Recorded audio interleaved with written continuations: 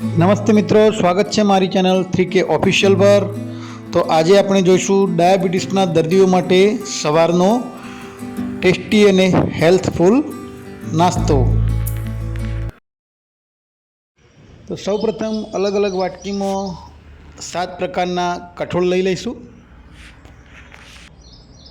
તો સૌપ્રથમ મઠ, મેથી, ચોળી, છોલે ચણા, લાલ દેશી ચણા, રાજમા અને સૌથી અગત્યનું કઠોળ એવા મગ।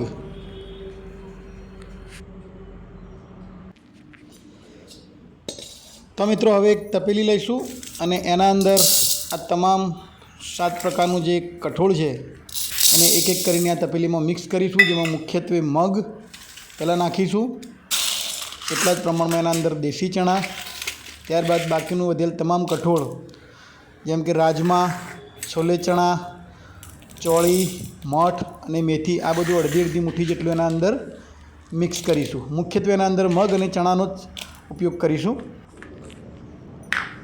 તો હવે મિત્રો આ બધા મિશ્રણની અંદર અડધો બોટલ જેટલું પાણી અંદર રેડીશું, જેથી તમામ કઠોળ અંદર વ્યવસ્થિત ડૂબી જાય। 1 ટેબલ સ્પૂન, અડધી સ્પૂન જેટલું અંદર મીઠું નાખીશું અને ત્યારબાદ આ તપેલીને વ્યવસ્થિત ઢાંકી દઈશું।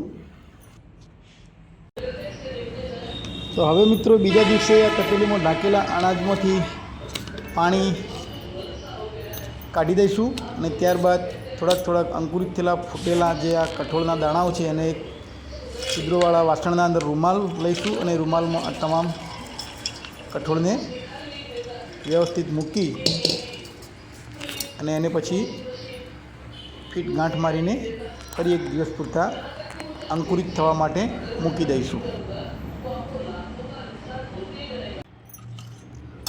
તો હવે ત્રીજા દિવસે મિત્રો રૂમાલમાં બાંધેલા કઠોળને આપણે રૂમાલ ખોલીને જોઈશું તો બધા જ કઠોળ વ્યવસ્થિત રીતે અંકુરિત થઈ ગયેલ છે। તમામ કઠોળને અંકુર ફૂટી ગયેલ છે, એટલે કે આ તમામ કઠોળ હવે ફણગાવેલું કઠોળ બની ગયું છે અને આ કઠોળને હવે આપણે આને વ્યવસ્થિત થોડાક પ્રમાણમાં મરચું મસાલા નાખી અને ફ્રાય કરી દઈશું।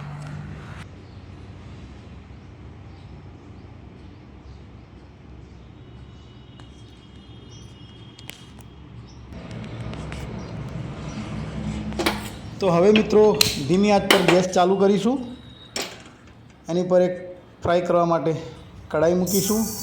સૌપ્રથમ થોડીક રાઈ, જીરું એને બરાબર તપવા દઈશું। ત્યારબાદ એમાં અડધી 1 ચમચી જેટલું સામાન્ય તેલ નાખીશું। તેલના અંદર જીરું અને રાઈ બરાબર ઉકળી અને બ્રાઉન થઈ જાય ત્યારબાદ એમાં મરચું, હળદર નાખીશું, થોડુંક પ્રમાણમાં મીઠું નાખીશું અને વ્યવસ્થિત સાંતળીશું અને ત્યારબાદ એના અંદર ફણગાવેલું અનાજ જે આ છે એ નાખી અને 2 મિનિટ જેટલું એને બરાબર હલાવીને એક રસ થવા દઈશું, જેથી મસાલા, તેલ અને ફણગાવેલા તમામ કઠોળ એક રસ બની જાય। ત્યારબાદ મિત્રો હવે આપણે ગેસ સ્ટવ બંધ કરીશું અને આપણી શુગરના દર્દીઓ માટેના સવારનો ટેસ્ટી અને હેલ્ધી નાસ્તો તૈયાર છે। તો મિત્રો મારો આ વિડીયો કેવો લાગ્યો એના વિશે કોમેન્ટ જરૂર કરજો અને મારી ચેનલને સબસ્ક્રાઈબ કરજો, લાઈક કરજો। તો આપણે ડાયાબિટીસના દર્દીઓ માટે આ રીતે ઘરે એકદમ સહેલી રીતે નાસ્તો તૈયાર કરી શકીએ છીએ।